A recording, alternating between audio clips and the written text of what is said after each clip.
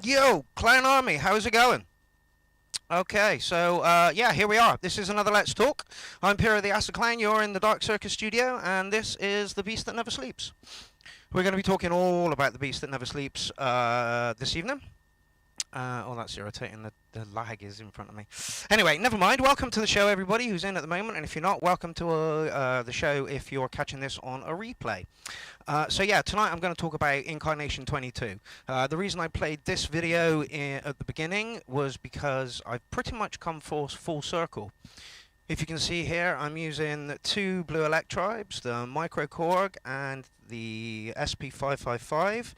I've also got an ER1, an ES1, a Chaos Pad, and the MS2000 there, which is pretty much what I'm using these days. So that's why I played that video, and that video is 11 years ago, and something like Incarnation 8 or 9 or something.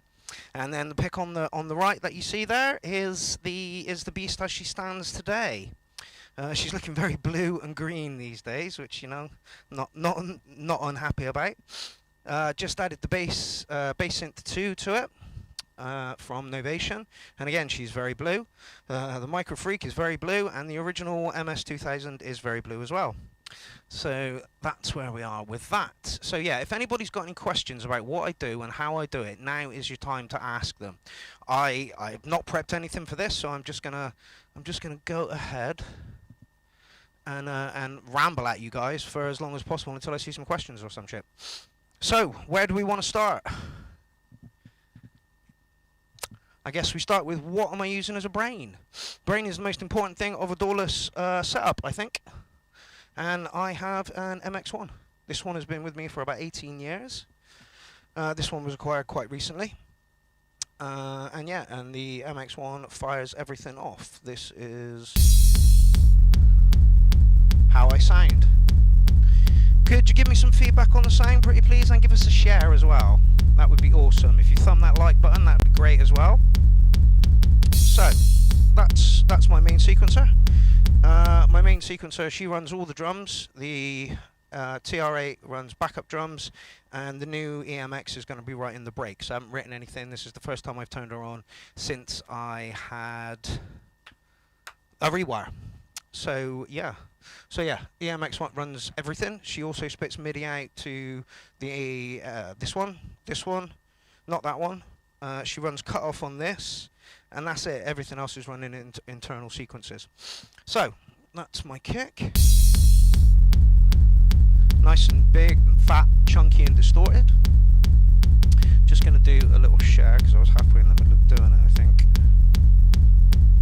No, we'll do that later. So yeah, that's my main sequencer. She runs everything. Full control here. Just pop her down to where she was. There we go. And like I say, the TR8 runs backup drums. And the TR8 just sounds absolutely crisp, and that's why I've chosen her for the job of running extra drums. I've had a few other drum machines over the years. Yeah, loads of drum machines over the years. I even tried to recreate what the TR8 does with a drum station and my Mackie mixer, but it was an absolute headache to drag that thing around all the time. It was ridiculous. So yeah, it's light, it's lightweight, it does what it needs to do.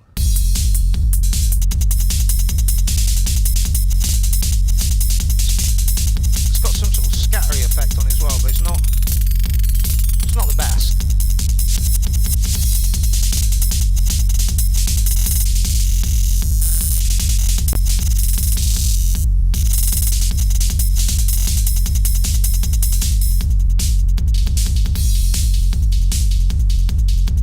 So this is just the EMX.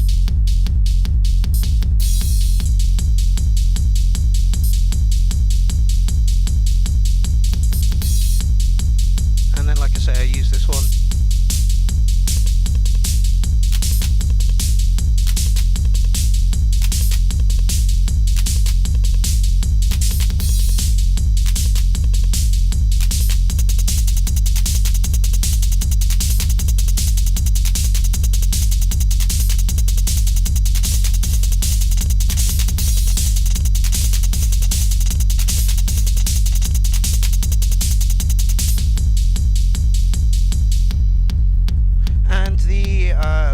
The way I've got the EMX set up at the moment, I've just got the kick set up coming out the left and the right.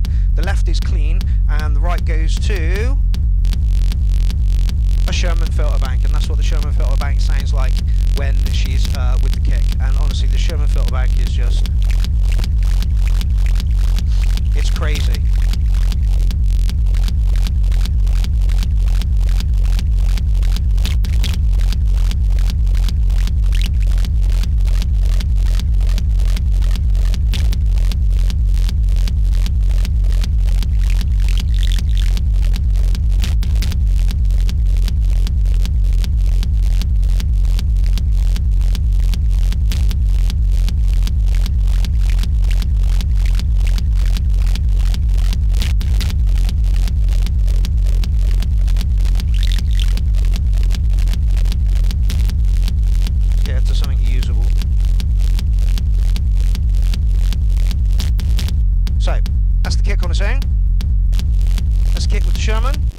And that's what the Sherman sounds like. She's also got a sidechain from the, otherwise she'd sound like that, which I'm happy with, but I feel that gives the kick a little bit more rhythm. So that is my EMX and the kicks and Sherman filter bank, ladies and gentlemen. Sherman filter bank. Thing is absolutely bonkers, but I love it. I really, really do. She's making some awesome kicks for me, and sounds absolutely awesome. Right, so we've got some people in the building now. We've got Point 2, we've got Fnatic 2000, we've got Eric Lewing, Maudio, John Alchemy. So yeah, there's a few people in now, which is awesome. So welcome to you all. If you've got any questions, please pop them my way. That would be awesome. So yeah, went up to Aaron Quartz's studio and for the first time, and he's got his distortion no, sorry, is 303 running 3 different lines. Out of the headphone socket, you can get 2, a left and a right, and out of the out socket, you've got 1. So potentially, you've got 3 lines for your acid line, and that's what I'm doing here with my kicks. So yeah, the kicks are split left and right. Sound like this normally. Sound like that with the Sherman.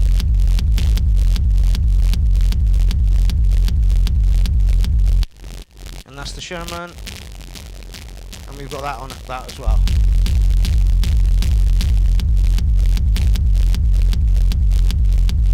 Yeah, so for me, sidechain is a preset on the MX1, and can be hit with you know, a touch of a button, which is why I love the MX1 so much as a mixer. Let's go on to my mixers. What mixer am I using for the beast that never sleeps? Well, that is the MX1. I used to have 3. And I used to have 2 Jasper stands, and the whole beast was laid out over 2 Jasper stands. And what did I realise? That was fucking useless. Like, taking that to gigs is going to be a fucking mental task.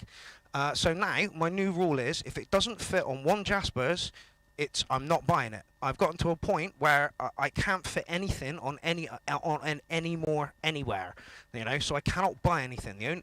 Well, I can. The only thing I can do is upgrade.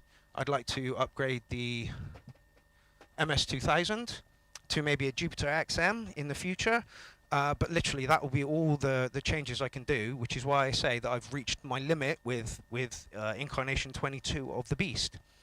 Like I said, the video I played earlier was Incarnation 9 or something, and now we've gotten up to 22, but now that we've gotten up to 22, I literally cannot add anything to it. So yeah, the mixers that I'm using are the MX1. What to say about the MX1? It's an instrument. It's a mixer that thinks it's an instrument. It really, really is. It's got step sequencing, multi-effects, delay, flange, filter, bit crusher, scatter, roll, slicer, sidechain, and filter.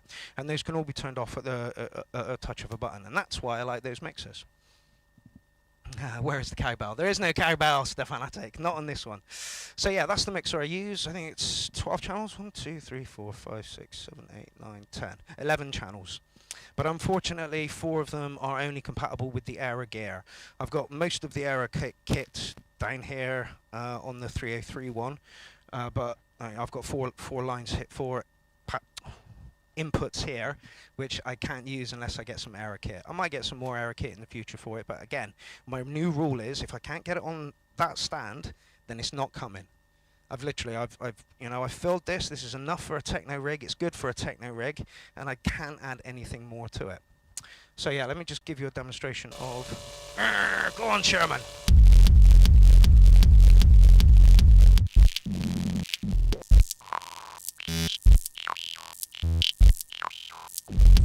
So yeah.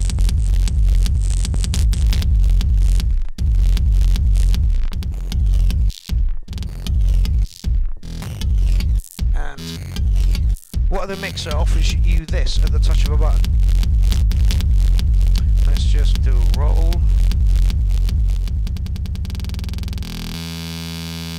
Change it to a scatter.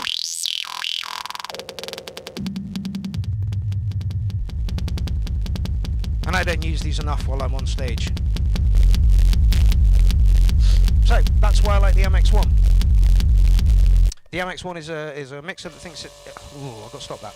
The MX1 is a mixer that thinks it's an instrument, and I love it for that. I really, really do. Okay. Was about to ask why you are not using patch bays as easily to upgrade, but was first to explain. Yeah, people have said about patch bays, but unless you're moving things around or you want something to route somewhere else, then I don't feel the need for one here. Each of my boxes has got, like, if I want a distortion pedal on it, I'll put a distortion pedal on it and go in and try and split them. But yeah, so I'm not too sure I need patch bays. If I was, for the other rig, which we'll talk about next week, I might have some thingies in it. But anyway, right. So yes, the heart of my rig is the MX1. My mixers are the EMX1. My mixers are the MX1. I'm going to use this electrode to create some breaks within, because all of my patches, like patch 1 is song 1, so everything in patch 1 is one song. I didn't want to have to fanny around with the EMX and move patterns or do song mode on it. So hopefully what I'm going to do is then just mute the kick here and have the kick here playing something else like that.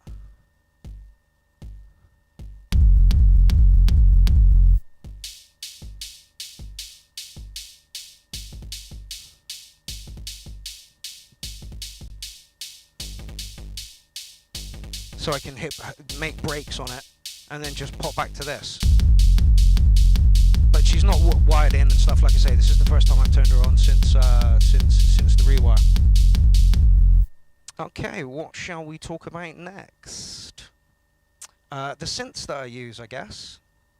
Yep, the synths that I use. For me, MS 2000, the Bass Station 2, and the Micro Freak.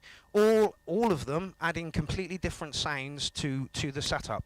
I did have the MS 2000 and the Micro Korg in here, but they're very, very similar. And I don't want too many similar sounds within the Beast. I want different sounds that come from different things. So let's just give you a quick listen to those.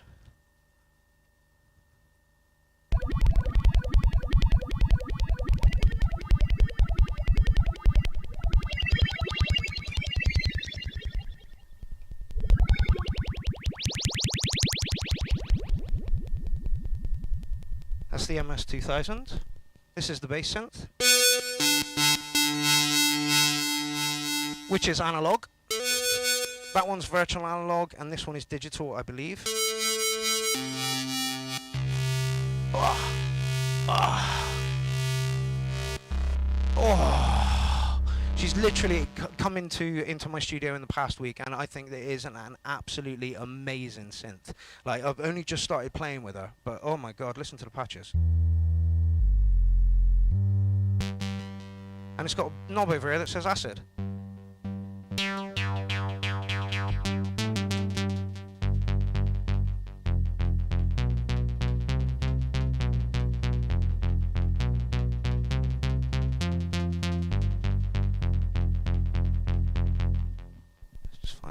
Bassier patch on this one.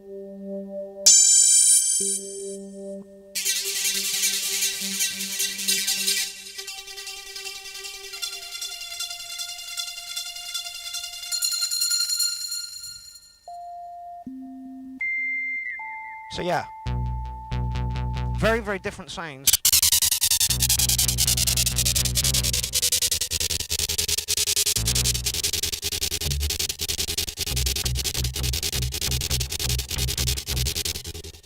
And then third in the list of my synths is the Micro Freak, which sounds very, very different to the both of them.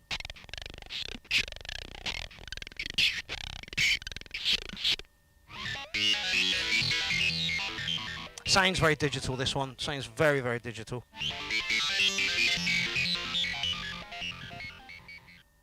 Let's just give you...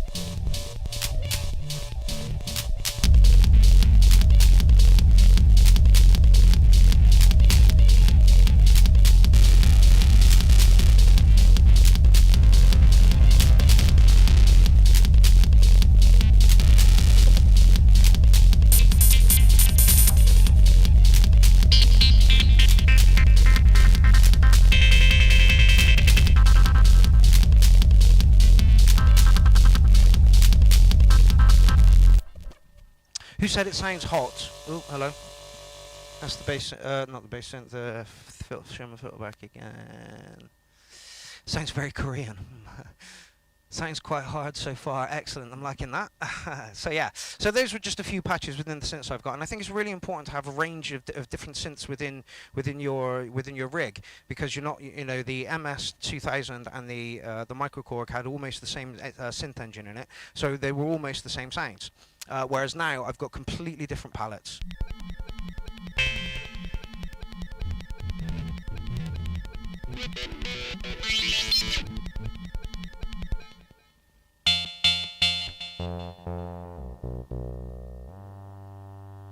So yeah, those are my synths. I noticed somebody said, "What is under the TB3?"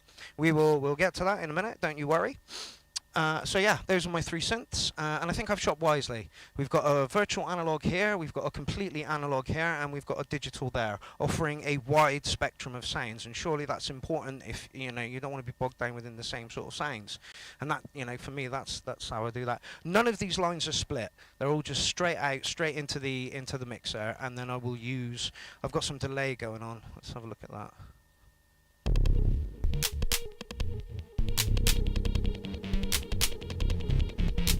From the MX1, just some delay.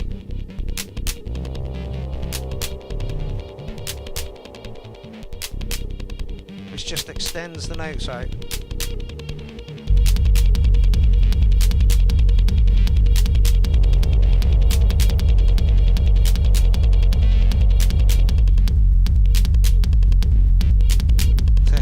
Dry. There's barely anything going through it.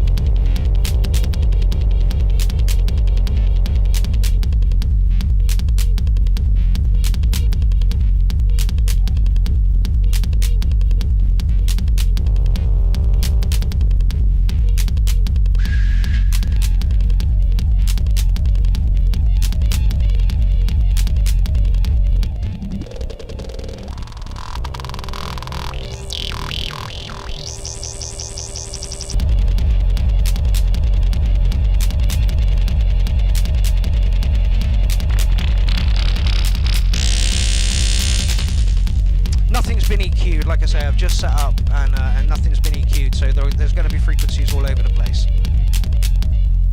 But yeah, again, that's why I like the MX1, because it has all those functions, those delays, filters, bits and pieces that you can get to at a push of a button, and you're just in there and it's done.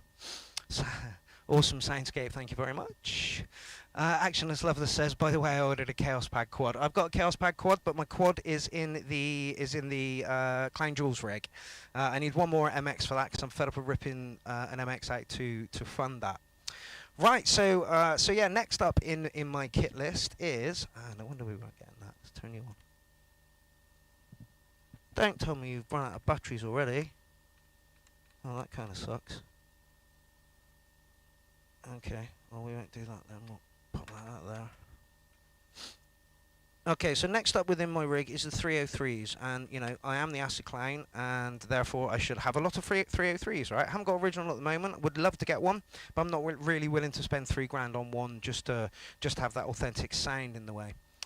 Yeah, Chaos Pads. I'll tell you how those are connected in a minute. Let's just run through what we've got at the moment. So in my rig there are 1, 2, 3, 4 acid noises, and this is how they all sound.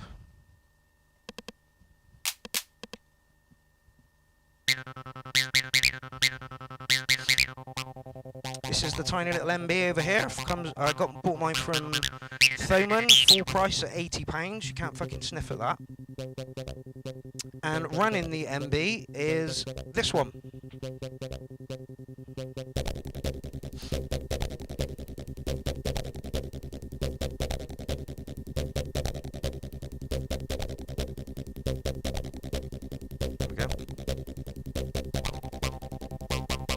And here is why I split my lines. This is something so important. Charlie Ryan picked up on it the other day because Aaron Courts put up his video about it. Right. That's the original line that the Zox box is playing, and my cutoff knob is broken. And it doesn't like to go up. Okay, so I leave it roughly there. And then use the MB. as the squeals.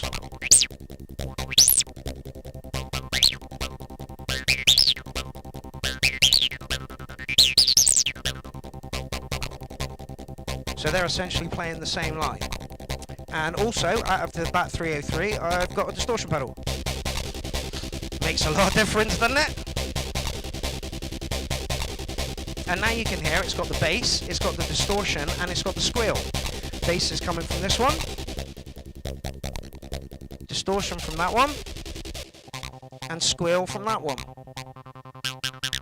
When you put them all together. So I've essentially got that Zox box playing 3 lines. So yeah. And Aaron Quartz is right, the distortion pedal will literally destroy your acid sound. So that's why you put that one in.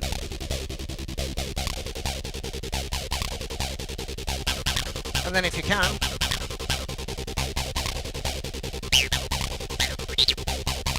a bit more delay please.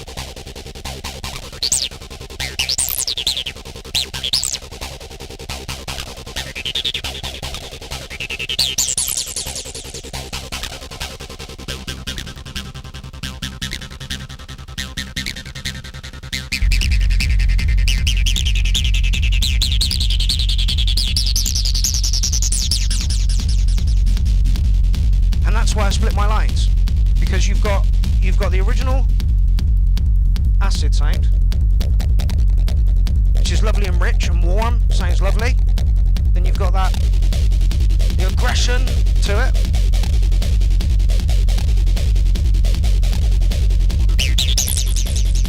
And I can get those squeals without losing any of the bass.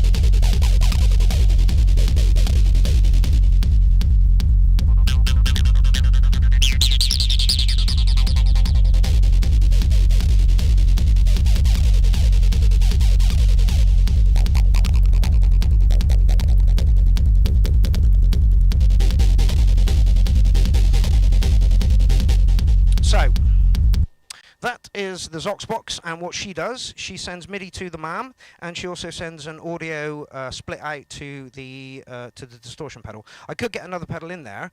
I just haven't got a splitter cable at the moment. I might put a delay pedal on it. Who knows? You know, the thingies are endless. You know. Right. If I've missed your questions, please pop it up again, because it's very difficult. So the MX does what FX for synth as well. Yeah, it can do. At the moment, I've got it mostly set up on a delay, because if you don't, it's just really dry. So let's go back to the MX1 quickly, just to clear some things up. So over here is all my hits and drums. So on this one, we've got the kick, the Sherman kick, the hits from the EMX, this EMX, the sampler, the whole input from this one, and then we've got 3 empty spaces, and then the TR8 goes there. So this MX1 handles all my hits and drums and things like that, and then this one down here holds all the synths. So in here we've got the MS2000, the Microkorg, the MB, the distortion, the Zox box, the out to get into this one, the TB3, the Microfreak, and the TB03. Okay, so let's just have a quick look at the other acid boxes I've got.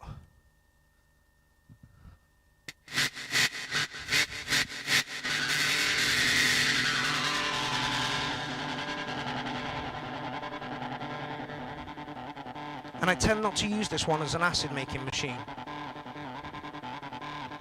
C24.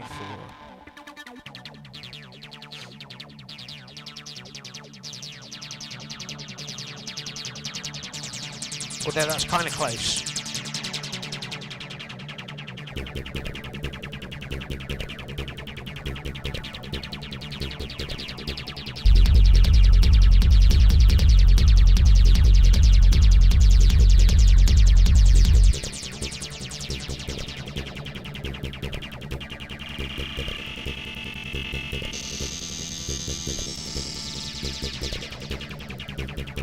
So that's the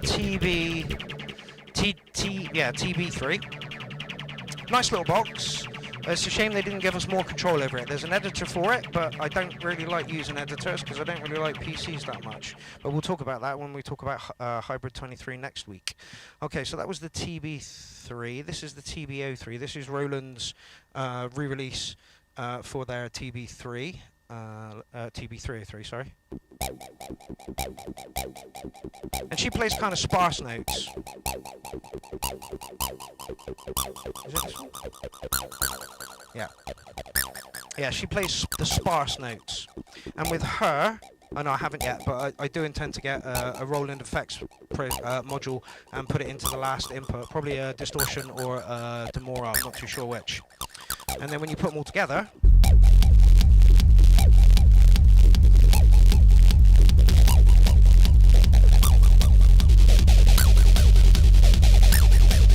is that a synth?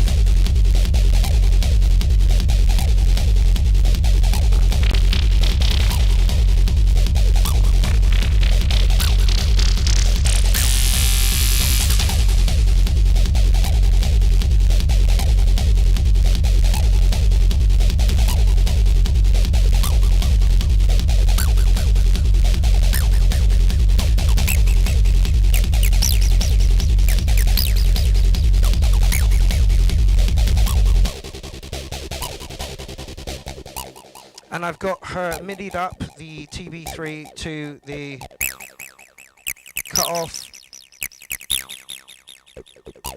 here. And because of the motion sequence on the Korg, you can have it automated, so I don't even need to touch it. But every now and then it's nice to just turn it off and then have a go yourself.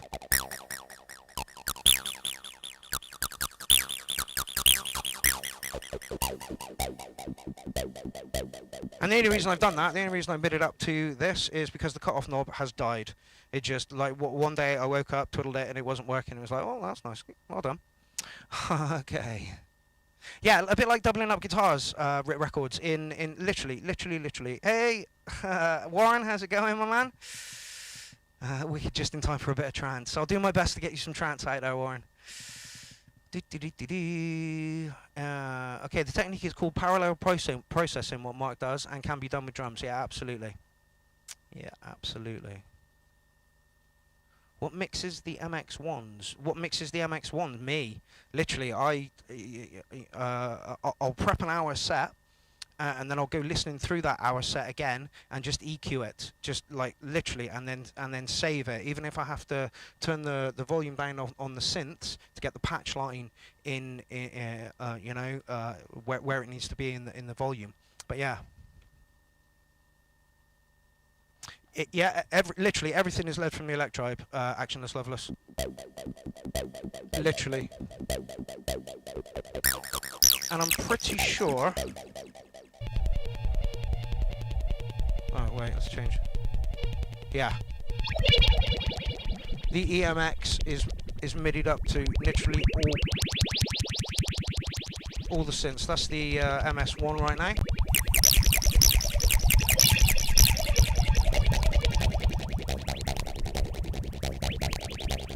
I haven't actually seen whether she will MIDI up to the bass synth yet.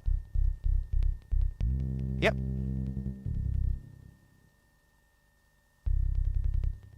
I believe so. The bass station, sorry. Let's just pick a different patch. Oh no, it seems she doesn't. Oh yeah?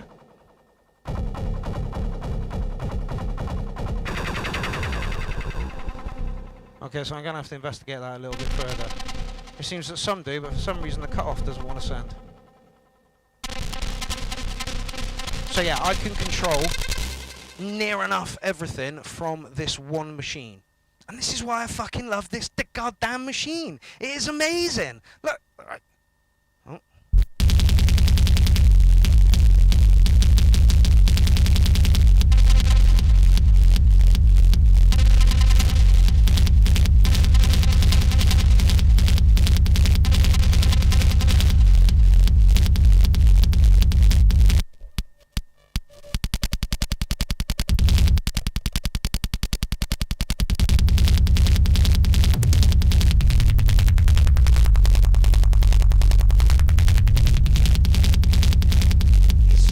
so hands-on. Shush, Sherman. It's just so hands-on, and that's why I absolutely love that machine. If you're like with a lot of people that use the Electrobes, they don't use song mode at all. They just use the 8 bars, and then you've got to try and make it interesting over those 8 bars. And to me, that's how music should be made. Yeah, the delay is from the MX1. Yeah, it's yeah, delay. Delay, flange, filter, bit crusher, scatter, and roll. So you can only use one at a time, but that's where that comes from. I usually use it with delay. What I might end up doing is putting a pedal through it, through the aux, so that I can make use of those buttons for something else other than the delay. I've got a pedal to do it. Where am I going to put it? Is the problem. Where the hell am I going to put it? All right, hold on. Getting a little dry. Enjoy that. And that one. Okay, so the distortion pedal I use is from Matthias Soccer. There are only 5 in existence, and I have one of them. Thank you very much, Matthias Soccer, for doing that. That was awesome. Okay, so we're moving on up to my samplers. And as you saw from the video that I played at the beginning, the SP555 has been with me for a fucking long time. Like, hell of a long time. I almost bought a 404, but it only had 12 pads, and this has got like 11 hours of sample time on it. It's absolutely ridiculous. Alright.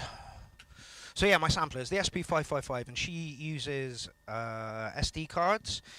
She sounds a little like this. Sister 127, go ahead. Yes, sir. I don't know what it was, but it just like a couple of little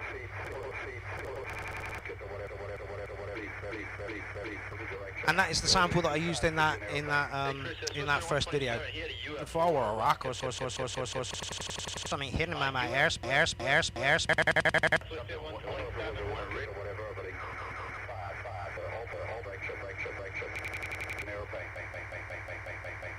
So yeah, that's my sampler, and literally it's used for vocal samples. And through that, I have a mini Chaos pad, which adds a little bit more. So you've got to put the BPM in manually because there's no MIDI, which is an annoyance. Go to FX, find a delay. That's the phaser delay. There we go.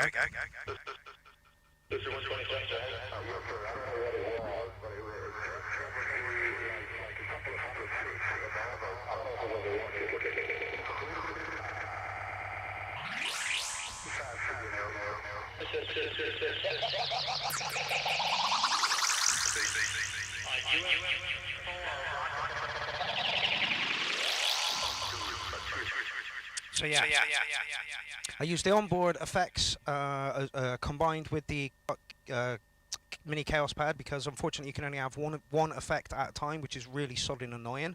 So I mostly use like a looper on this one to loop it, and then this one to give it some delay. And I don't use the delay over here because I'm using the scatter functions on the drums. So yeah, and I can't change that. I could probably put another aux through, but it seems like a waste just for the Chaos pad. Just for the sampler. Okay, so that's one of my samplers, and then this one I acquired recently. I swapped a Nuno synth with Stephen Stickney for the MPX8. It's a 8-pad sampler. And that, hopefully, fingers crossed, I've heard nothing but bad things about this sampler, so yeah, fingers crossed it's going to work. And what I want to use this one for is for the breakbeat samples, triggered by the EMX again, and firing off to the breakbeat samples. So yeah, drums, breakbeat samples, and then the breaks are going to come from this one, which I haven't programmed any in yet, and you can tell because the sound is shocking. Did it go? Yeah, she's not, she's not plumbed in any way. She's got,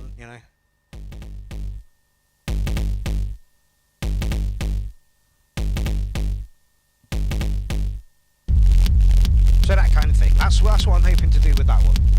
Bring in the breaks so that every patch is on one. So yeah, this little sampler hopefully will house my my breakbeats, and I believe that each sample can be 30 seconds long, which is great because I only need about 4 or 5 seconds, and I can get more breakbeats in per track, which is exactly what I want. All right. Okay, where are we? Yeah. Yeah, I've literally heard nothing good about the MPX8, and you know the fact that Stephen's getting rid of it does not bode well for the fact that it is a good piece of kit. Aaron Courts tried to put me off of it because apparently it doesn't start right at the beginning. But again, I plumbed her in. She's working. I've triggered samples with her, but they're not my samples on there. So as soon as I can get my samples on there, we'll see how she works. Okay, so I believe that does us for like the main bit, the noise making bit. The only things that are left, I've touched on the Sherman, the only things that are left are the Chaos pads.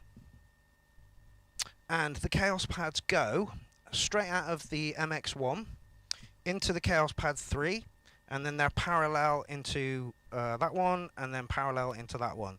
So one Chaos pad 3, two Chaos pad 2s, and I believe they're responsible for my hum. I don't know if you can hear that very low hum over there, but that is from the Chaos pads, and there's literally nothing I can do about it. I've bit you know, DI boxes and change cables and blah blah blah blah blah. The last thing that I'm going to try is run an earth cable from the back of these two, because they were designed to go with decks, you know, back in the day. So yeah, I'm gonna ground it somewhere, hopefully, scrape off some metal from the poles and just put it to that, hopefully. So yeah, why have I got 3 Chaos pads? Why not? In fact, I've got more than that.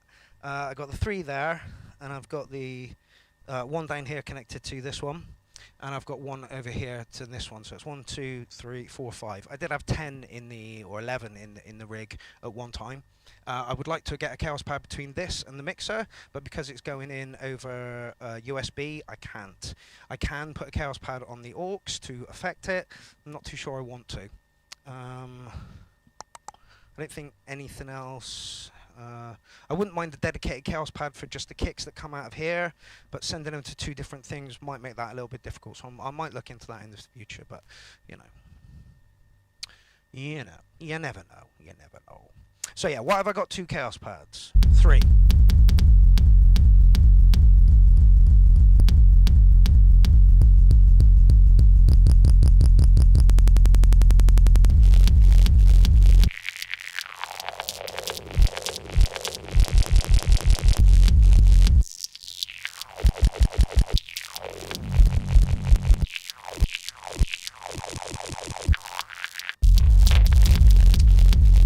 That's why I've got 3.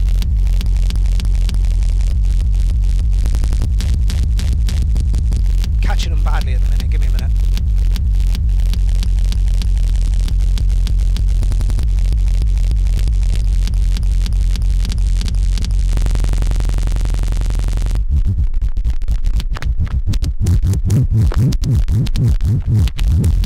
So, I've got these 2 Chaos pads are MIDI'd up to the EMX for time clock, and so that whatever's there will be.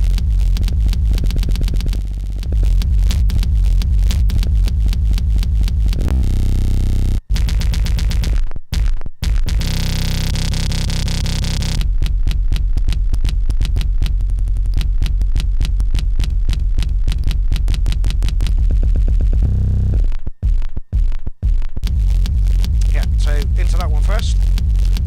These 2 are MIDI'd up, and this one is not MIDI'd up, and it's set to a 1/3 of the BPM.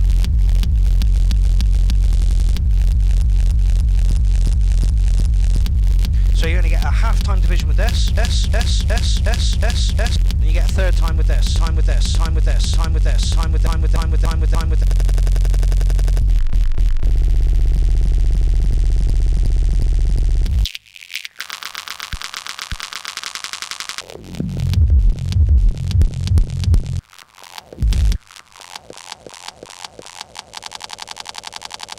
And the reason I've got 3 of them is because Sherman, shush.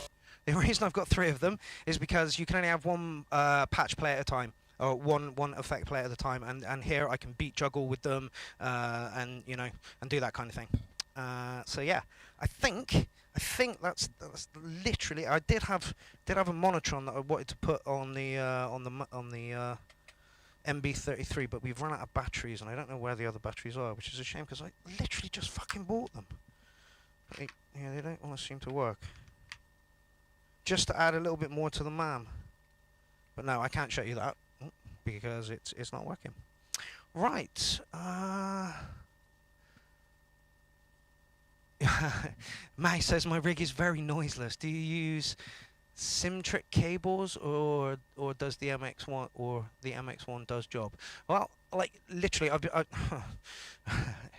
chasing a hum has been something that I've done for fucking ages, and it drives me insane. And literally, it's all coming from here, from the Chaos pads. The rest of it, like most of my cables are.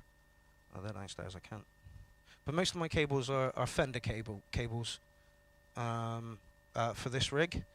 And yeah, they're about 17 quid each, which is a bit of a nightmare, but I'm not using that many at the moment, so it's not too much of a bother. And I've got, everybody's got these little, normal little patch cables to go to pedals and stuff. So the fact that you're saying my rig is not noisy is fucking insanely good, mate, because usually it's an absolute nightmare. Right, have we got any questions there? Synced. MIDI or fucking USB? Well, there are a few things on MIDI, and there are a few. That's a good point, actually. You can't see it at the moment, but there is a MIDI through down here. It's a through 8th from MIDI Solutions, and it takes its power from the EMX out into the through. And I just find the through is loads easier. You know, you don't have to worry about what you're daisy chaining at that point. You can literally just put an in, and then like, right, where am I going with the rest of them, and then just put them to it. It's, you know, it's really. So one stereo output on the upper MX1, yeah, absolutely. The left and the right out goes into like I say, this Chaos pad, then this Chaos pad, and then this Chaos pad, and then goes out into the mixer or rig or whatever I'm using.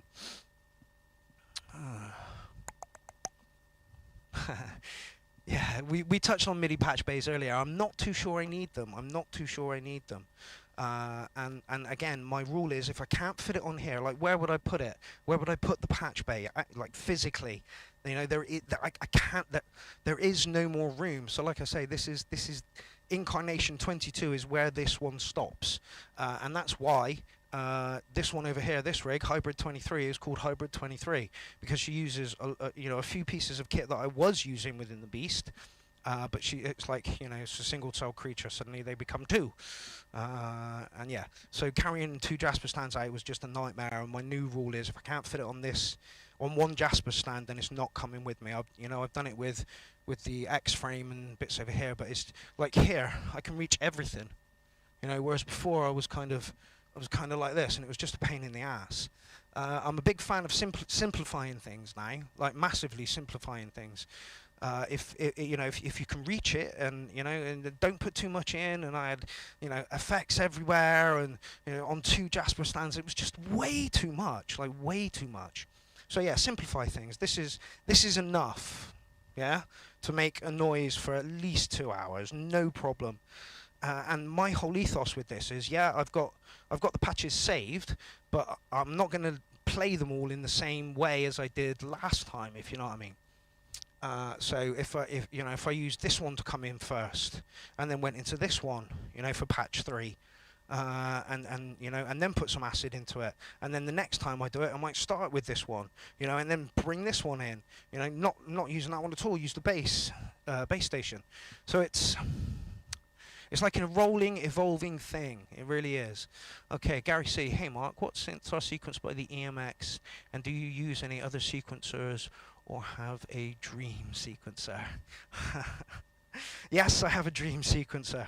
Nobody's made it yet. I keep asking people to make it. I keep badgering Korg, and I keep badgering Roland to make me an updated EMX. Okay, so the EMX spits time clock to everything, pretty much. She spits cutoff and res to this one. She spits MIDI notes to the MS-2000, MIDI notes to this one, and I believe that's it. The rest run on their internal sequences. So the Freak, that runs on internal sequences, but then it sequences this as well. That one runs on internal sequences. That one runs on internal sequences. But because the cutoff is fucked, it's now controlled over here. Again, she runs internal sequences. She does as well. The SP555 is not sequenced at all. It's all pushed with hands. And what is my dream sequencer? My dream sequencer is this on steroids. Imagine my joy when Korg said, "Hey clown, we're gonna release an EMX Mark And I'm thinking to myself, this is going to be amazing. It's going to be the best box. It's going to sequence everything, and it's going to be absolutely beautiful. It wasn't. It was horrific. It was a step backwards. There's the hands-on just completely disappeared. And do you know what I want from this? Hold on. All I want in an upgrade is separate outs for everything, which in this day and age isn't too much to ask for. Yeah, separate outs for everything. So, what is that? 6, 9, 10, 11, 14 outs on the box. I don't think that's individual FX for each channel, which I don't think should be that, you know, which you can do. I'd like the sequences to be another 8 bars long. That would be beautiful. And I just want better effects on it. That literally is it. Oh, I'd like a little chaos pad over here as well, because Korg make them. Why not put them on the fucking box? The EMX2 looks like it's a key step has had a bastard baby with a chaos pad. It's not what I was wanting. It's really not what I was wanting. Actionless Loveless, what synth is top left? I'm guessing you're talking about this one. This is the original MS2000, the blue one. Apparently this one came from Sony, and I paid £80 for it.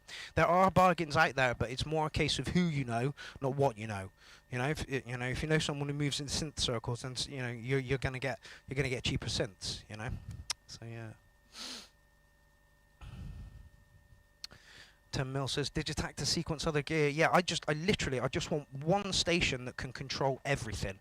You know, then you know that if you need to do something, you can mute them here. You don't even have to go to the MX1 to mute them and stuff. Or if you want to change something really quickly and you're fiddling around with the drums, you can change, you know, pop it and just change it there. That's why, you know, like, so yeah, unless they're running internal sequencers, the only sequencer there is running anything is this one. And this one is mastered, and this one is slave. Or whatever the hell we're calling that these days. Top, bottom, I don't know, you know, what PC terms are that for? And I can understand why people are getting funny about that, but literally, this one is master clock, and this one is slaved to the master clock. I don't, you know, anyway. All right, any more questions? No, Behringer won't do it, 10 mil, I've badgered them as well.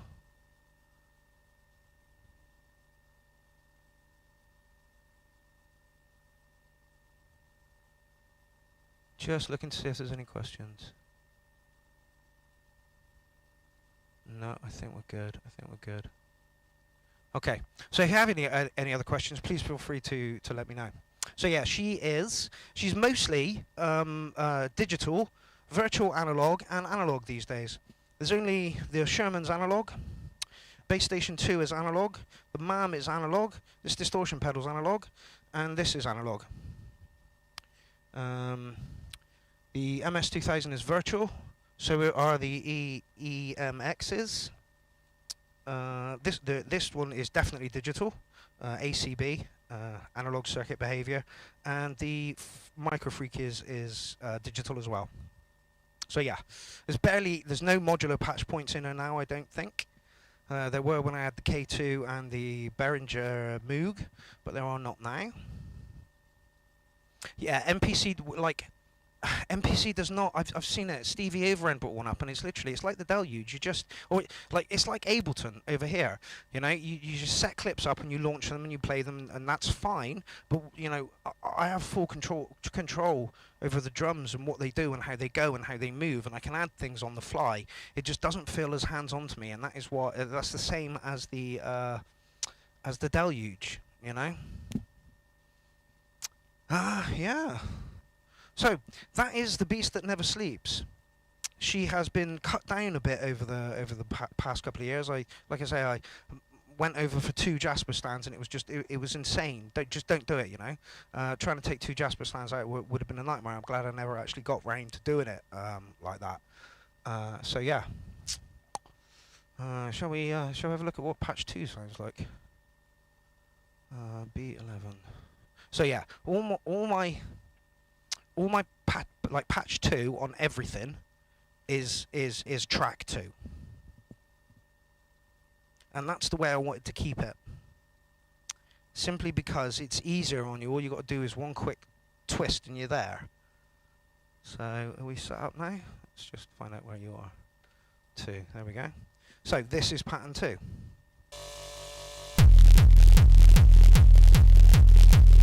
Sherman is raw, isn't it?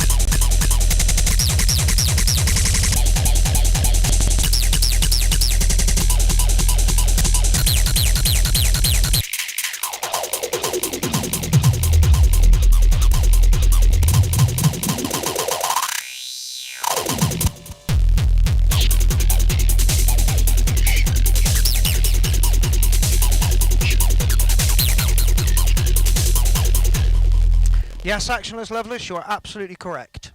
The Electron kit is love it or hate it. I had the A4 for a while, picked her up for about £500, sold her on again for about £650. Again, bargains are out there, but you've got to be watching for them. Yeah, so I had the Electron A4 for a little while, and it just seemed to me that if I'm going to program that much, I might just as well go into Ableton.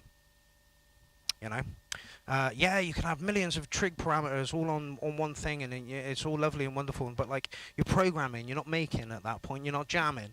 You know exactly where things are going to come in, and they're all tied to automation within stuff that you've already put into it. And to me, that doesn't seem like the way to do it. But, you know, can you discuss a little about the tuning of the TD3 and other acid gear? The tuning. Okay, so what I tend to do for tuning is, we know that the TB03 is digital. We also know that the TB03 is, that's going to be C, right in the middle, because it's not analog in any way.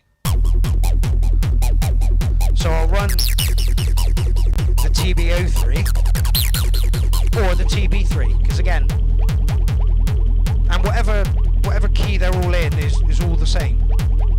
But yeah. And then I'll just tune it.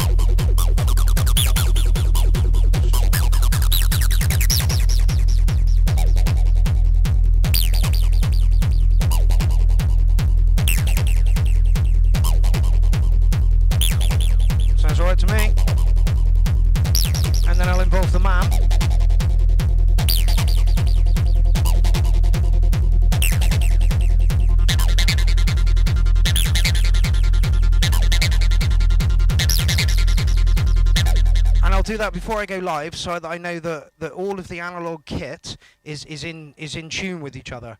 That's literally as much sound check as I get usually on stage, and just as long as everything's firing, like hit that, does everything run? Brilliant. Then I'll make sure that the TB3, the analog stuff is in tune with each other, and then that's literally it. Like, fuck it, let's play. You know, I've done this for so long. Like, I spent 10 years just, well, longer than that, but you know, like 10 years with roughly this kit, and yeah, I know it inside out. I know where things are. I can just run to things and it will work. You know. Let's have a look at what patch 3 sounds like. You are B12. That's not very far away, is it? And again, literally, I'm just knocking everything on to the next one. Yeah, patch, and you are B29. So literally, that's how long it takes me to move through the patches. So that is the next patch, and this is the next track, and it will have a break set in it. Okay. How do you protect your setup from dust? I don't. I'll dust from time to time, but literally all my kit is covered in clown paint, and the worst offenders are the chaos pads, because I'm over them all the time, sweating. And so literally they've got clown paint on them. Yeah, you know. I'm of the opinion, which is why I don't want to buy ridiculously expensive gear, because I know that I'm going to trash this kit until it falls apart on stage. And you know, everyone's like, "Oh, you need to invest in a 303." I'm not investing. I'm not paying $3,000 for a 303, and then taking it on stage and wrecking the fuck out of it. You know, the Model D from Behringer is $3,000. You wouldn't take that on stage, would you? Not from Behringer. The original Moog Model D, Mini D, is $3,000. We just wouldn't, right? You know, you just wouldn't take $3,000 worth of kit on stage. Like the Hydra Synth, which we'll talk about next week. Am I going to take that on stage? Probably not. You know, she weighs a fucking ton. So what am I going to do? I'm going to record her into Ableton and then clip play. Because I don't want to drag all of this kit out. You know, I'll drag some of it. But I'm not taking her out, especially the fucking free parties. What, are you mad? I'm not doing that. So yeah.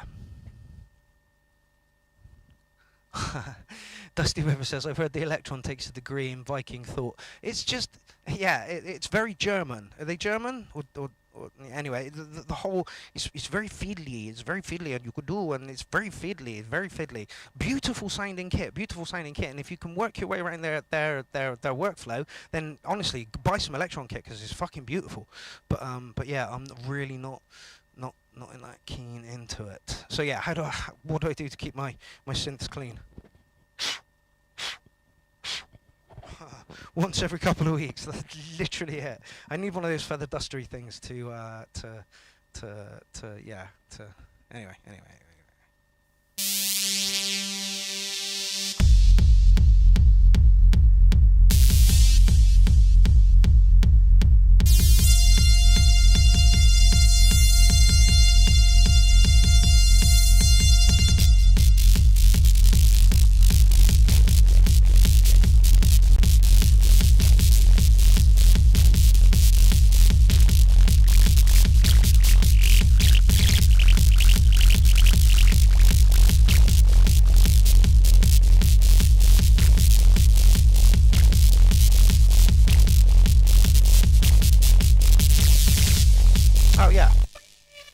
Also, another reason I absolutely love the EMX is this.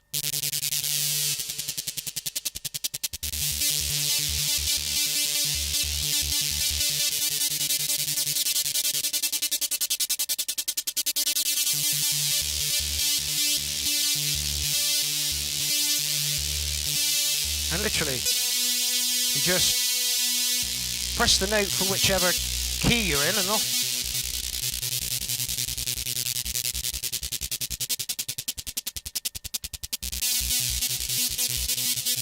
And while she's playing, because this is a multi-timbral synth and the EMX is just a mono synth,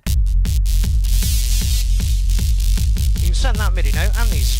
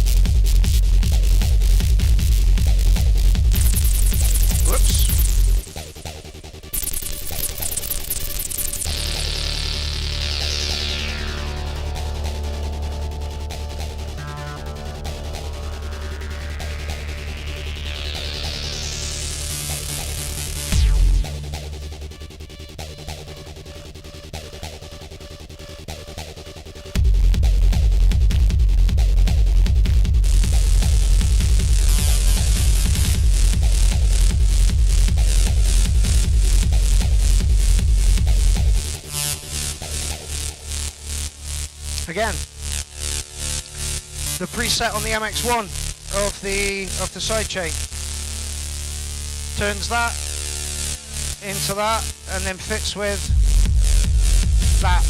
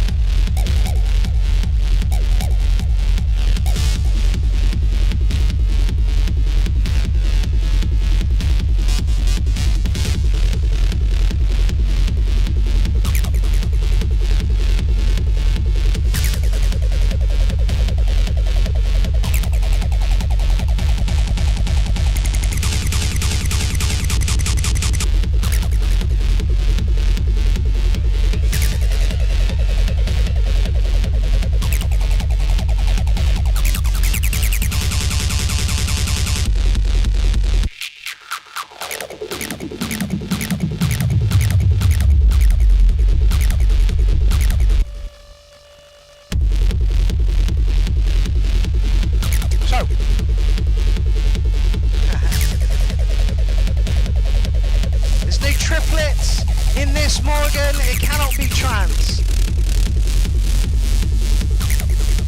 The MS2K is very trancey though.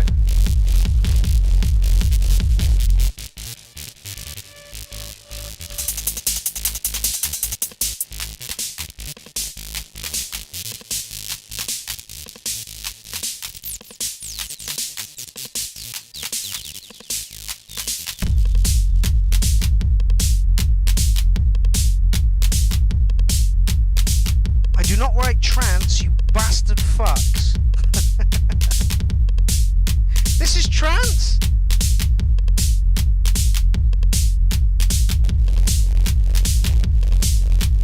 Never heard trance sound like that. Here is the base station 2.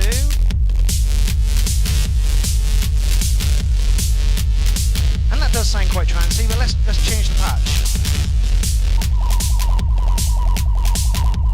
Honestly, I've literally just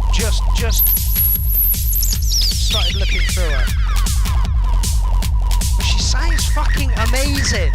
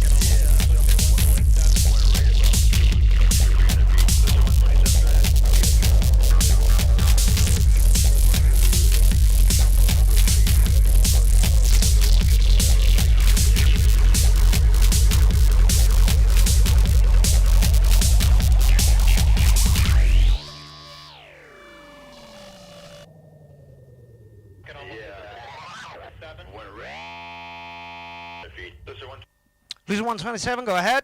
It's a famous UFO thing. Some UFO past the plane. Yeah, it's right by us. Oh, we had someone call in about that earlier. Yep, that's us. Affirmative. It's up in the air? Affirmative. So I don't know. Yeah, anyway. Base Station 2 is a cool unit, but it never gets chosen by me when considering it against other gear. What's his name at Sweetwater did a kick-ass trippy review thing. Honestly, I'm massively impressed with the base station, and I know I would be. Us two, Sam Taylor brought his over when we made a couple of tunes over at Warren's place, and I was blown away by the sound that comes out of it. Honestly, it's just fucking...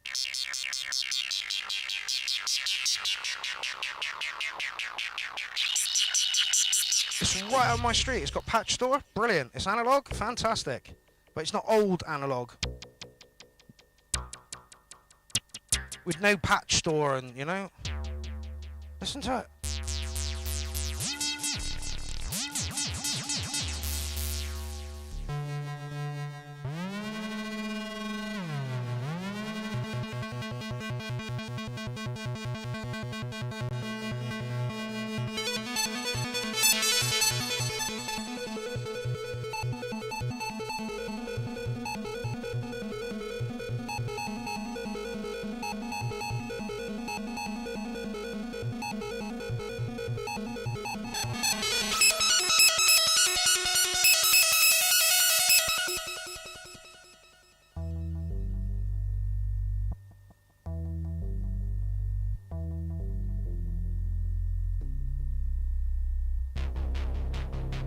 Just sounds amazing.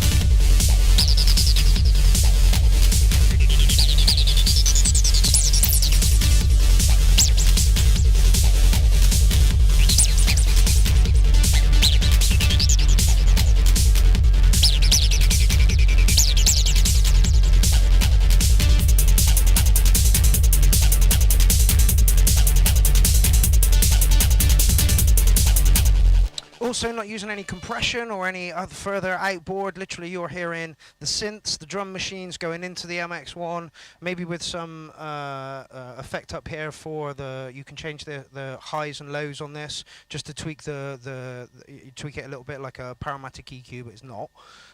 So yeah, and literally what you're hearing is the raw machines as they are. There's no, you know, the only mastering or compression I've got is on this MX-1, and it's a preset. So without, with. So am I using compression? Yes, to a degree, but it is cheating from Behringer, from Roland, which is a preset. All right, so we have gone over an hour. Okay, so we're talking about the mono station. Consider the mono station. Apparently, the mono station is the bass synth 2, but it's the engine for the bass synth 2, but it's got a sequencer attached to it. Inky the Cat did say to me, why didn't you go for the mono station? Simply because it's got too many features on there that I'm literally never going to use. Why would I use that sequencer when this sequencer can do it just as well? You know, I can...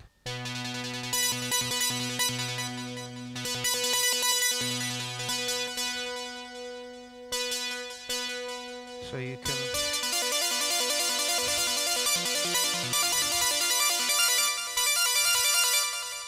So you can enter your notes here.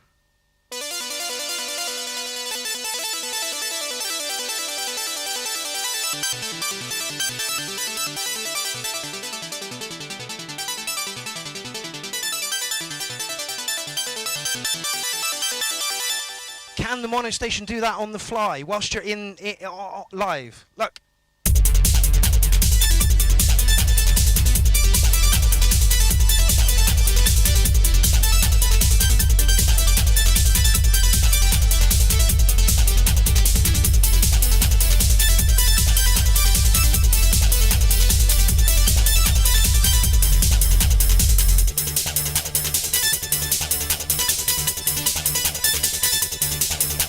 Depends on what sequence you've got.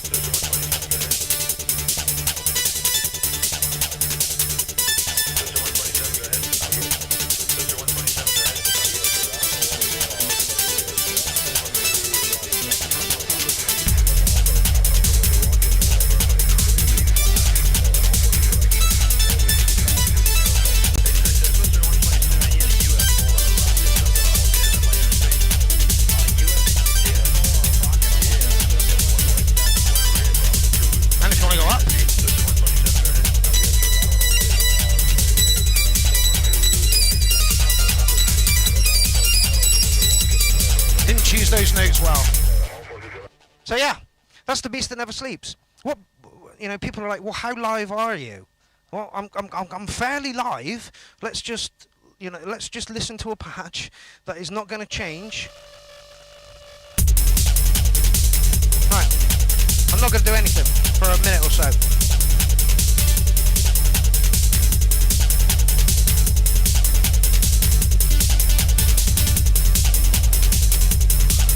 If I did nothing, if I just press play and stood here, this is all you're going to get.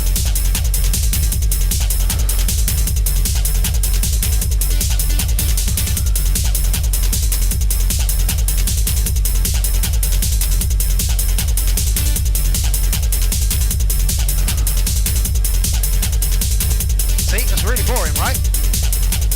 How live am I?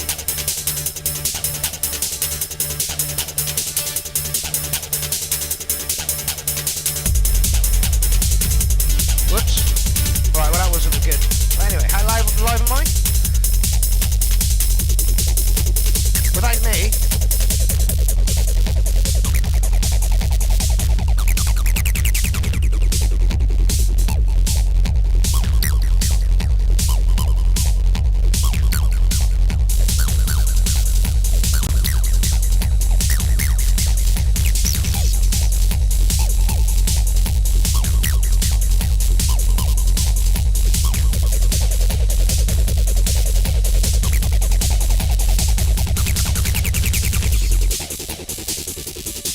I'm pretty live. Every change that you hear to the music is being made by me. So yeah, okay, I'm not making it up on the spot, but I am literally, I'm not making the sounds up on the spot. I prepared those beforehand, but I literally am.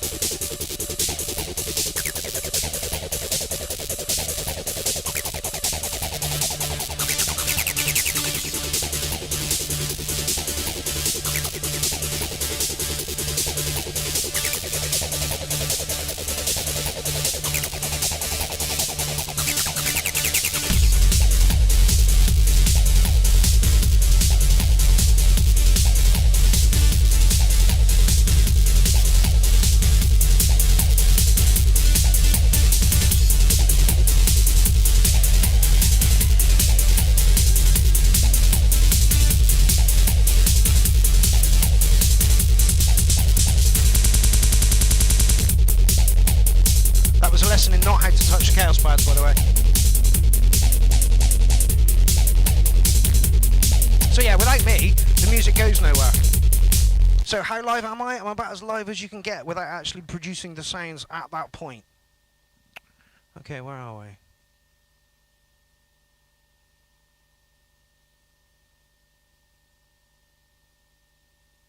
Okay. So, yeah, literally, I've done like an hour and a half. I didn't expect me to go that long at all. If you've got any questions, fire them at me. Now is your time. I can't think. L stands for Jaspers. Be careful. They cost a lot when you have to go get extra arms as well. Awful power breaks down here. I thoroughly recommend getting power strips from Thoman again. I'm gonna get some, but they're pricey, and anyway, this is the beast. That's what she sounds like. She is a mostly digital, virtual analog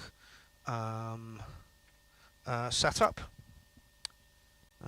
She's driven by a Chaos Korg EMX, and she sounds pretty funky.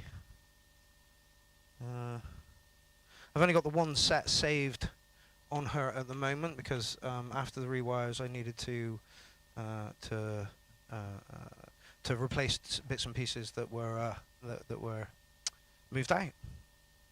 Yeah, Jaspers cost a shitload. Warren Dancy got some from some. I think they're called Quick Lock or something.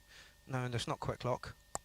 It's another brand, but they're cheaper and they're just they're exactly the same as Jaspers. My problem is when I was looking at buying stands, I hit Jaspers first, and it didn't occur to me to go and look for a cheaper option. What's between the EMX, a 303 or a 555? Are we talking this one? This is my sampler, Roland SP555. Apparently you can have 11 hours worth of samples on it. Military radar advises they are picking up inter. What do you think that these executives are afraid you're going to do to white America? Probably stop some racism. Stop racism? Yeah. Richard Probably Pryor. afraid of that, because then people don't hate each other, then people start talking to each other, and then they start talking to each other, they find out who's the problem. And Which who is the is? problem? Greedy people. Yes, Richard Pryor. Greedy people. Greedy people are the death of this planet. We have a problem. Tranquility Base here. What exactly Is Genesis? Well, Well, put simply, Genesis is life from lifelessness. It is a process whereby molecular structure is reorganized at the subatomic level into life-generating matter of equal mass. Stage 1 of our experiments was conducted in the laboratory. Jesus Stage says, 2 how of do the I know it's a series will be her? attempted in a lifeless underground. How do I know it's a her? I grew up in a one-parent family. My mum had a sister, had a cat, she was a girl. We had another cat, it was a girl. We had a dog, it was a girl. Everything that comes into my life, literally, I'm like the only male energy. It's ridiculous. So they're all hers. She's a she. She's my baby girl. She's around about 19 years old now. I've been collecting for about 18, 19 years. This was my second purchase, actually. I bought what did I buy first? An MC505, but sadly she broke. And then I bought the MS2000. And then I bought, I think it was this one. But yeah, so yeah, 18, 19 years worth of thingy. Yeah, the 555 is the bigger brother sister of like the 404s when they came out. Just a little bit longer sample time on it. The one thing that bugs the fucking bollocks out of me is if you time stretch anything, it leaves a wobble on the sample. And I heard a track the other day, and I'm like, that's the wobble from the SP555. It's not great. What else we got now? Those are break beats that you used to get triggered by the EMX. How proud he would be of you all tonight. Especially you, young man. And the passion you have for the people.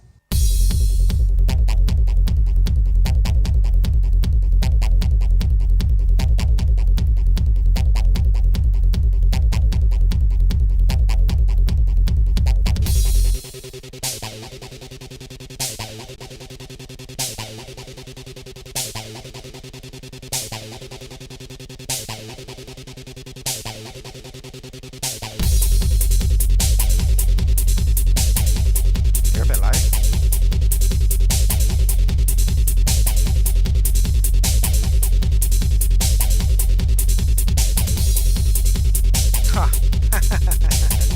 Okay, well we've just encountered one of the faults that I get with this system. For some reason, I have absolutely no idea why. The Zox box is midied up to the MAM, but for some reason, every now and then, it decides it doesn't want to take MIDI. So I've got to turn that off, turn that back on again. There we go. So that's one of the glitches that my rig has. The MAM turns itself off.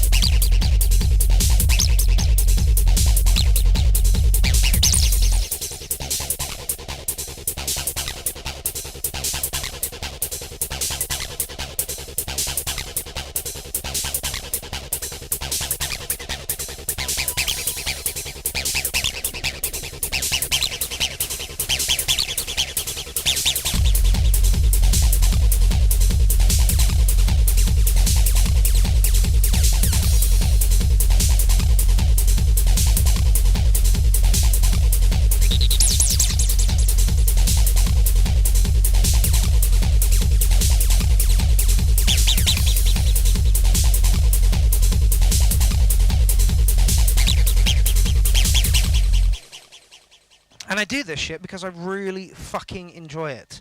For me, I come from a guitar, bass, drums kind of background.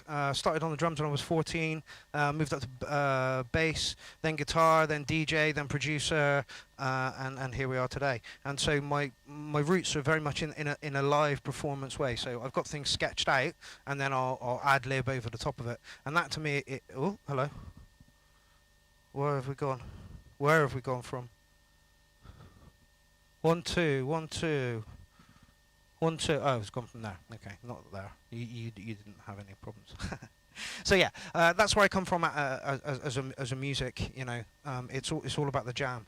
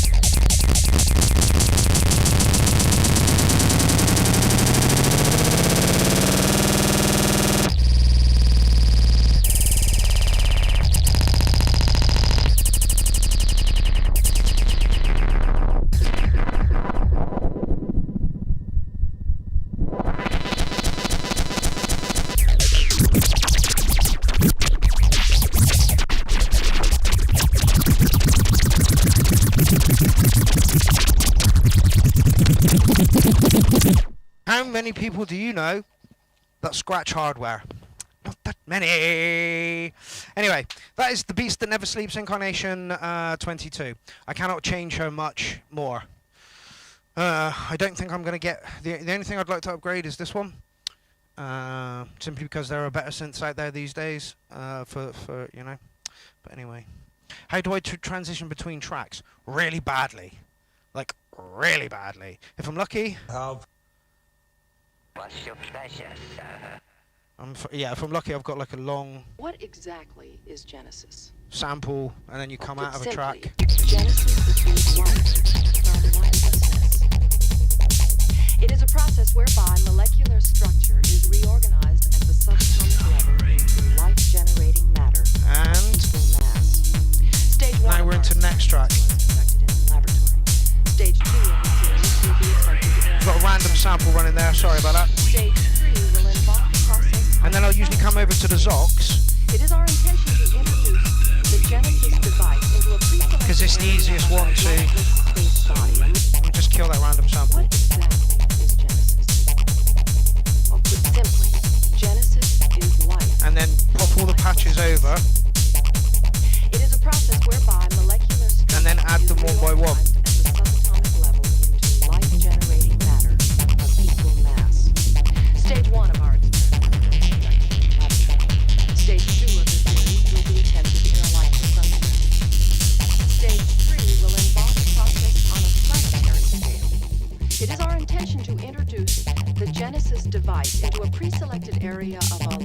space body, a moon or other. How do I sync my toots? Tuits. What are toots? Okay. So yeah. Around to it. Yeah, so that's how I transition, or if not, I'll stop the track and I'll scream at the crowd. If I've got a mic, I'll talk to the crowd.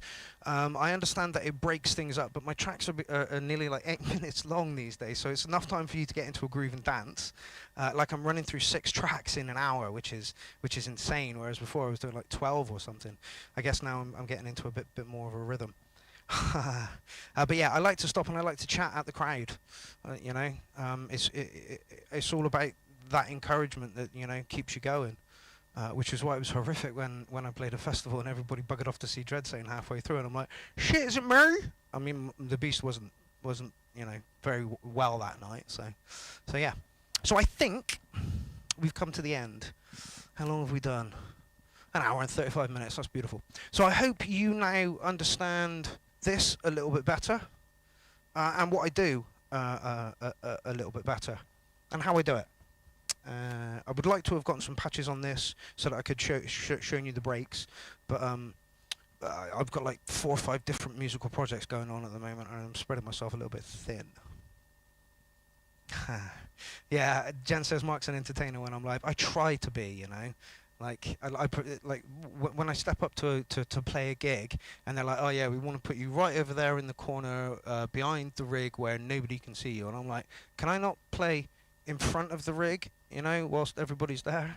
Like, we were up in Scotland and somebody was like, oh, I've got one of these, or I'm one of these, can I have a quick tweak when you're live? I'm like, yeah, of course you can, mate, off you go. And so, you know, we played, I don't know, 5 or 6 minutes with those guys tweaking, you know. And that's, you're not going to see Lab 4 doing that. You're not going to see Lab 4 inviting people up onto stage and say, play with it, do it, go on, you know. It's what she's there for. It's what all of these knobs and sliders and push things, they want to be pushed regularly. And they want to be pushed by multiple people. And I'm, you know, if you want to come into the studio and write a track, let's do it, you know. Let's get it on. Right. Thank you all so much. Maybe a part 2. Stereo Ripe, not quite a part 2, but next week at this same time I'm going to do a talk on Hybrid 23. She's an Ableton-based rig with a few synths, a couple of, you know, pads and stuff. I wonder if you can. Yeah. There you go. That's Hybrid 23. That's the split-off rig from the Beast 22. So yeah, it's more of the rig that I wanted to create when I started making music, but software just I didn't, and I'm not that.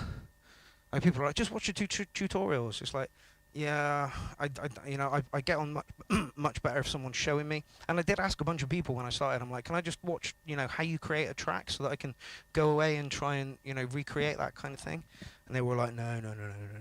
So I built the Beast That Never Sleeps, and she served me well. We've had 22 incarnations out of her, and she's around about 19, 20 years old now, which is great, you know. So yeah, so Hybrid 23, this time next week I will be talking you through my hybrid rig and how I create tunes on the hybrid rig, which is a little different. It feels a little less hands-on.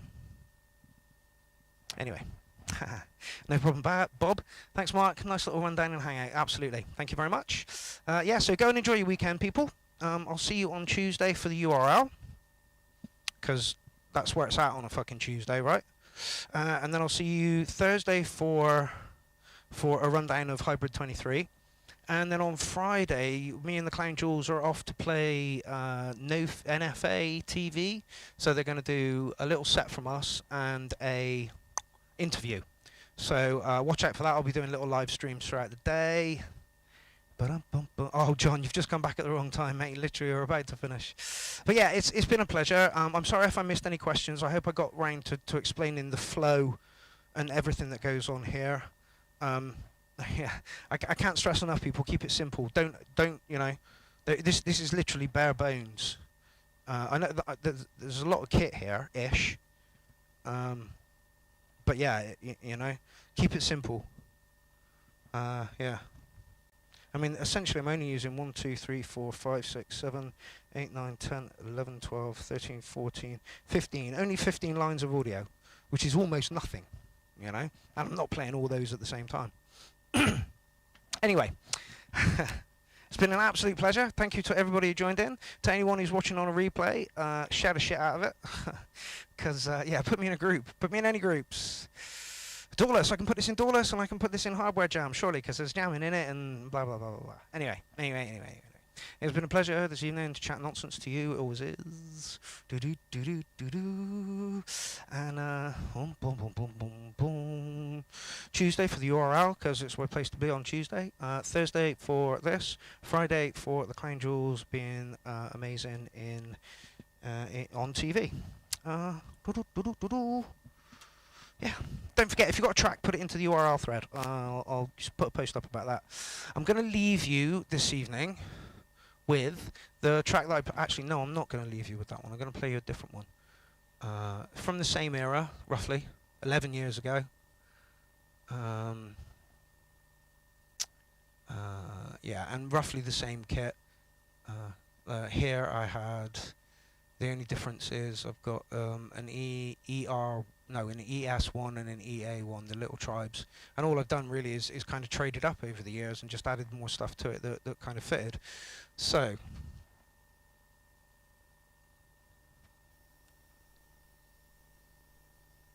oh wait. So, I am going to skedaddle. It's been a pleasure. And I will leave you with this from me around about 11 years ago. Ladies and gentlemen, our next performer has been quoted in Attitude magazine as being a statesman for his generation. He's a comic, a poet, a revolutionary, Mr. Bill Pierrot.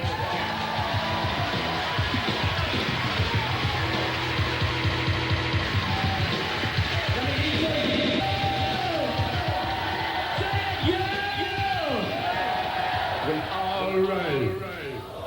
That's it. End of your part. Thank you. Thank you.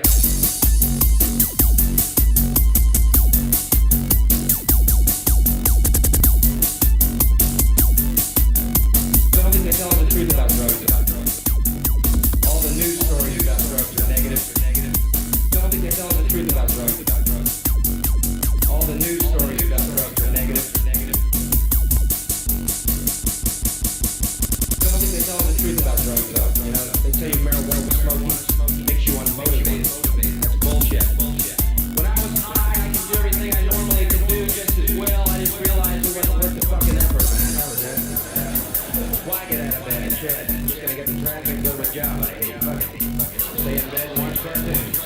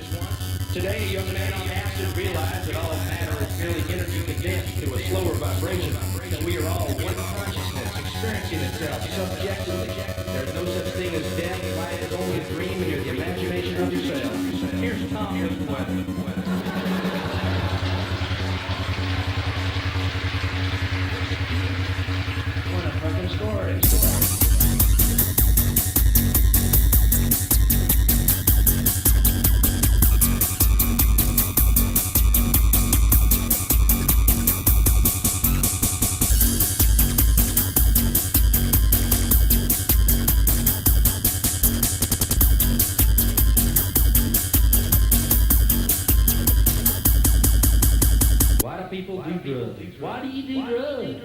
Why? Who wants to live in this fucking world? Who? World where John Lennon was murdered, yet Barry Manilow continues to put out fucking albums. Where we live. Why is it always good guys murdered? John Lennon murdered, John Kennedy murdered. Why is it good guys murdered? Mediocre hacks live on forever. Martin Luther King murdered. Gandhi murdered. Jesus murdered. Reagan shot, wounded, cancer 8 times. That fucker's still on.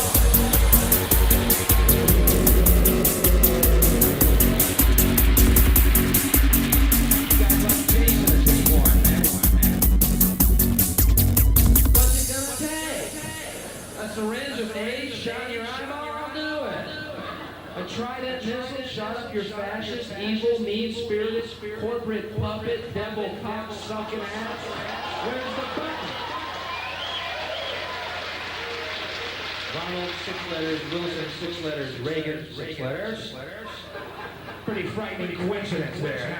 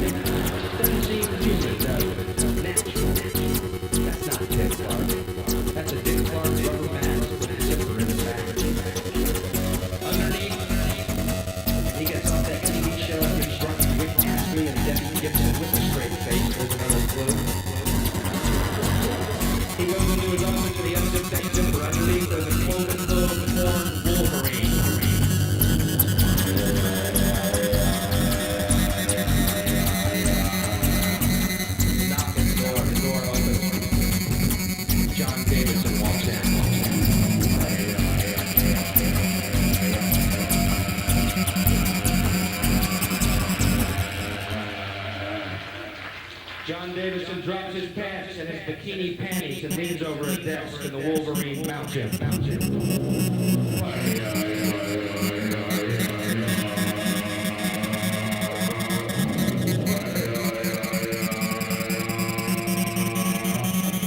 Blood-gorged pitch crawls out of the scaly penis of the Wolverine into the bowels of John Davison. John Davison is now pregnant with the children of the Prince of Darkness. In the off-season, he becomes fat and swollen and begins to shit the brood. Geraldo Rivera. Kenny Rogers. Wham. Cobra.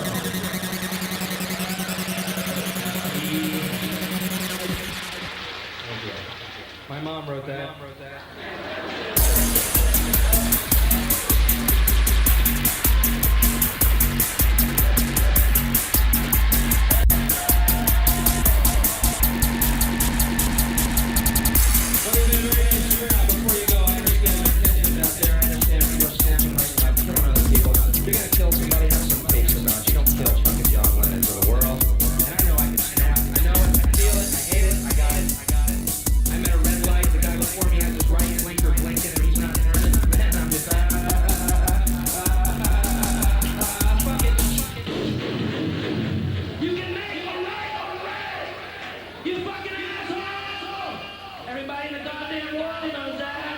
Children raised by wolves know that.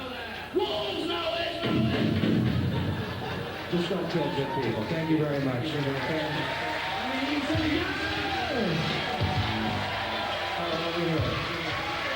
go for Bill Hicks. Bill has a new book out, by the way. He wrote a children's book. It's called How to Kill Grandpa. Pick up a copy.